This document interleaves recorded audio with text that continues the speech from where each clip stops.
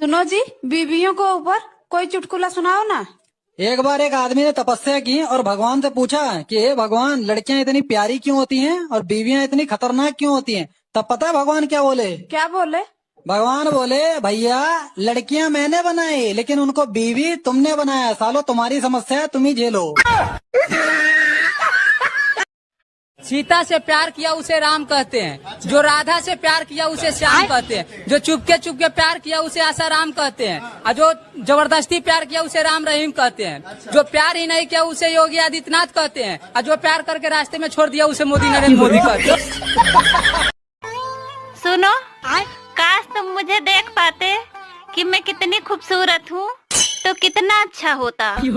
अरे पागल, अगर तुम सच में इतनी खूबसूरत होती तो क्या आँख वाले तुझे मेरे लिए छोड़ते?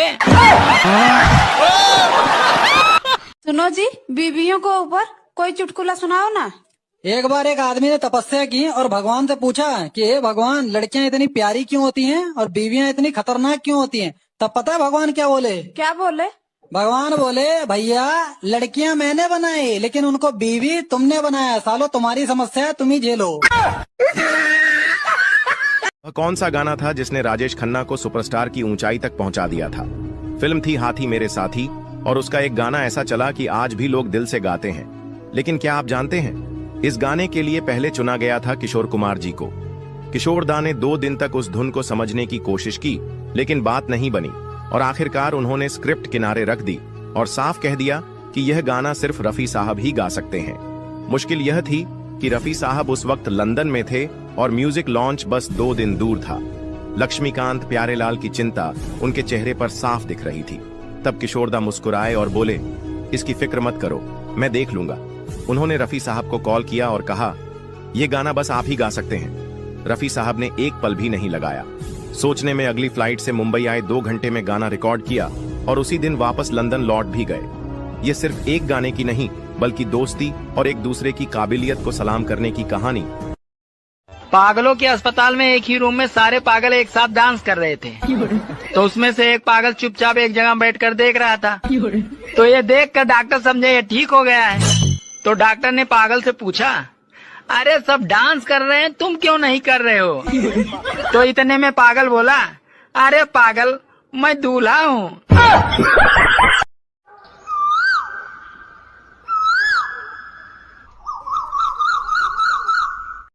एक ढोल वाला शादी में ढोल बजा रहा था, तो उसके ढोल पे दोनों तरफ महिला के फोटो लगे थे। ये देखकर एक दादाजी बोले, अरे बेटा तुम तो सुंदरता के पुजारी लगते हो। ये सुनकर ढोल वाला बोला, सुंदरता की कोई बात नहीं है दादाजी, दरअसल बात ये है कि एक तरफ मेरी सास की फोटो है और दूसरी तरफ मेरी बीबी की। घर पे मौका मिलता नहीं, इसीलिए यहाँ दना दन बजा देता हूँ। सुनो जी, हाँ, गैस खत्म हो गया है, भरवा दो। अरे अभी गैस मिल नहीं रहा है, ऐसा करो तुम चूल्हे में आग लगा दो। अरे चूल्हे में आग नहीं लगती मुझसे। अरे घर में तो बहुत जल्दी आग लगा देती हो।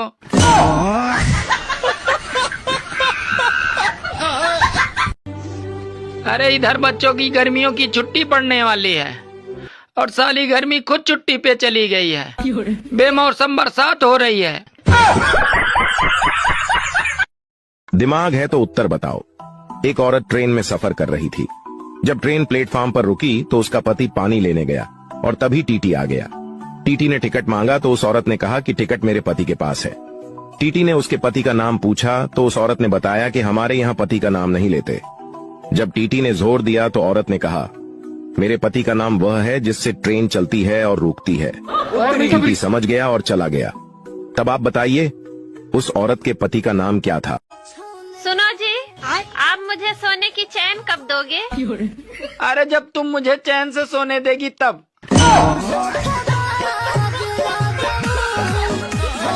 हेलो पापा, हमने बैंक में खाता खुलवा लिया। कौन सी बैंक में? चड्डी फंसी बैंक में। अरे जवान, चड्डी फंसी नहीं, HDFC बैंक है। एक लोटा जल और मन में हजारों छल, तो कैसे होगा हर समस्या का हल? अरे जो बोओगे वही तो पाओगे फल, चाहे भले ही रोज चढ़ाओ जल। 1 किलो जलेबी अगर 400 रुपए की आई, हाँ। तो 4.25 किलो जलेबी कितने की आएगी? 1650। नहीं 1650 रुपए की नहीं आएगी? नहीं। जब 1 किलो 400 रुपए की है तो 4.25 किलो 1650 रुपए की आएगी? नहीं। तू बता। भारत में लगभग हर पुरुष की अपनी बीवी से नहीं बनती। ऐसी स्थिति में भी हम जनसंख्या में नंबर 1 पे आ गए हैं। सोचो अगर बनती होती तो क्या होता। एक पति पत्नी दोनों में कई दिनों से बोलचाल बंद थी। तो एक दिन पति ने दिन की रोशनी में मोमबत्ती जलाकर कुछ ढूंढने का नाटक करने लगा। तो इतने में पत्नी बोली, अरे क्या ढूंढ रहे हो? तो पति बोला, तुम्हारी जुबान ढूंढ रहा था, शुक्र है मिल गई। बताओ भारत का ऐसा कौन सा राज्य है जो कभी किसी का गुलाम नहीं बना? राजस्थान, नहीं। गुजरात, नहीं। महाराष्ट्र, नहीं। पता नहीं। आप लोग बताओ। एसी वाले कमरे से निकल कर अगर दूसरे कमरे में जाओ तो साला ऐसा लगता है कि जैसे शिमला से निकलकर राजस्थान में पहुंच गए हैं। देवर जी 1000 रुपए दियो, मैं अपने लिए साड़ी लाऊंगी। साड़ी लेनी तो अपने आदमी से मांगो ना, मेरे से क्यों मांग रहे? मेरा आदमी के खर्च नहीं हो जाएंगे? अच्छा उनके खर्च हो जाएंगे, मेरे ना होने के। तुम्हारा क्या, तुम तो रंडे हुए हो, तुम्हारे कौन से बालक रो रहे?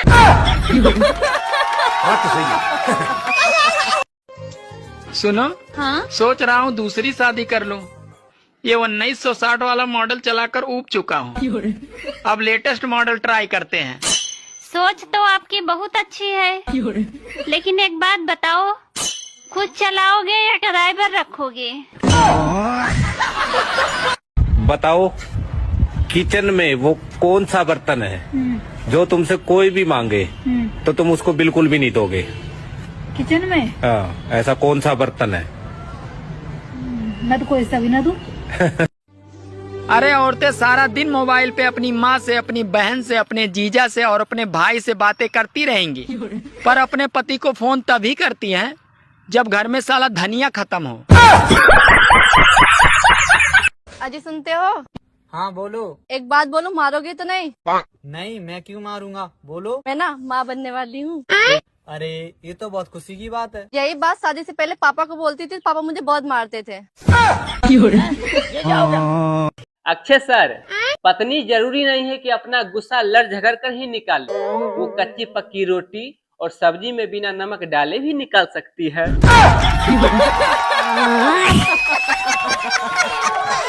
अजय सर, पत्नियों के किचकिच से दुनिया के सारे पति परेशान हैं, फिर भी कोई गूंगी लड़की से शादी करने को तैयार नहीं है।